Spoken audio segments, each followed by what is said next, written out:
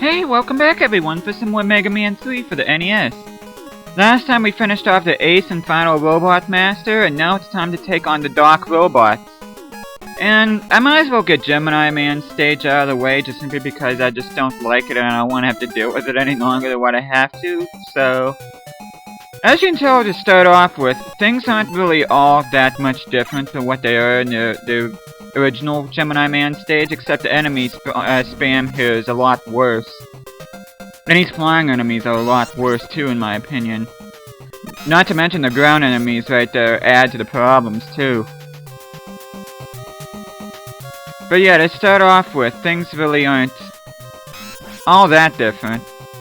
Of course, you get the same annoying music and...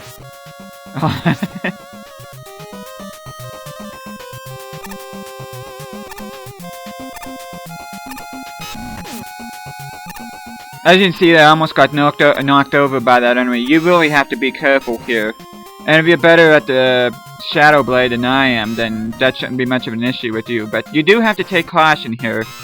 And like that's with the other Dark Robot stages. They're a bit tougher than the original Robot Master stages that they inhabit.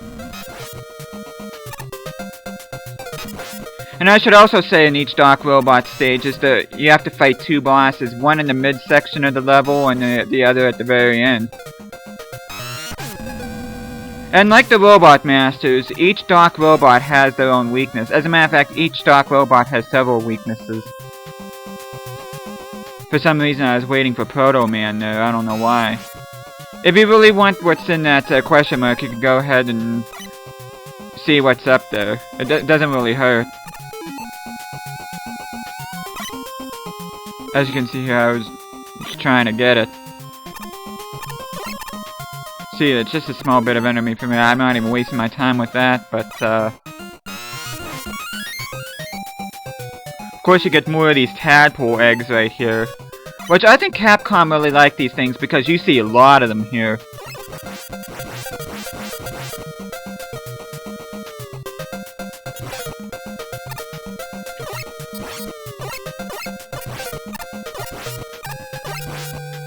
Of course, cutting a path through these eggs is a chore in of itself, too.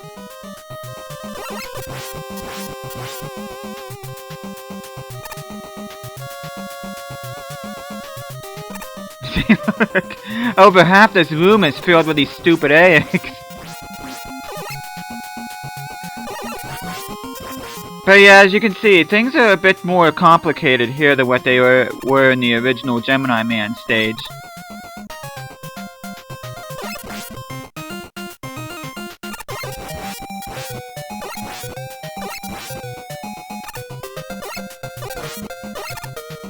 Of course, I was trying to be real careful here, jumping and trying not to only hit the eggs that I needed to in order to clear a path through here.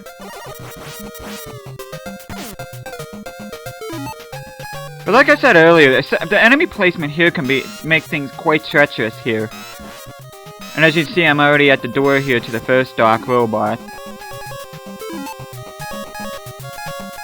And for this first one, I like to use Needle Cannon against it.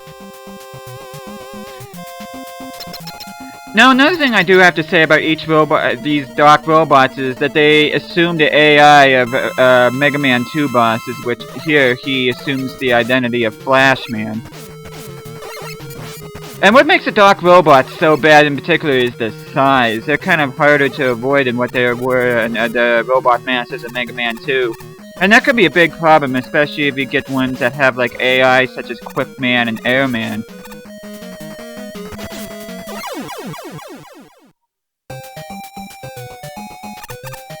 If you know how to deal with them, they're not too bad, but they're a pain in the neck.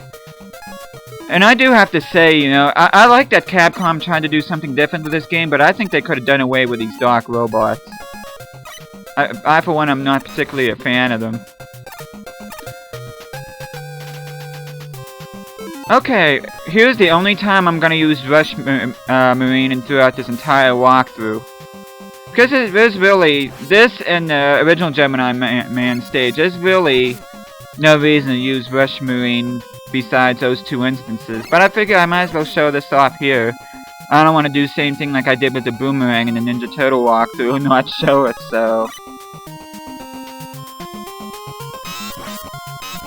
Have I ever mentioned how much I love Shadow Blade in this game? I mean, it's not quite like Metal Blade from Mega Man 2, but it's quite something. Oh, and you get these enemies here too.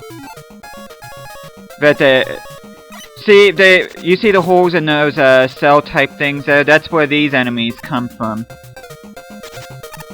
And they're quite annoying. And as you can see here, the best thing to use here is top spin. And I think that people say that top spin sucks.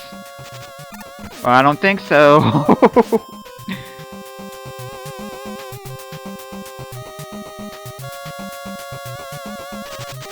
Yeah, I find top spin is a way to go here. It makes things very simple for here, whereas if you stick to either the Mega Buster or something else.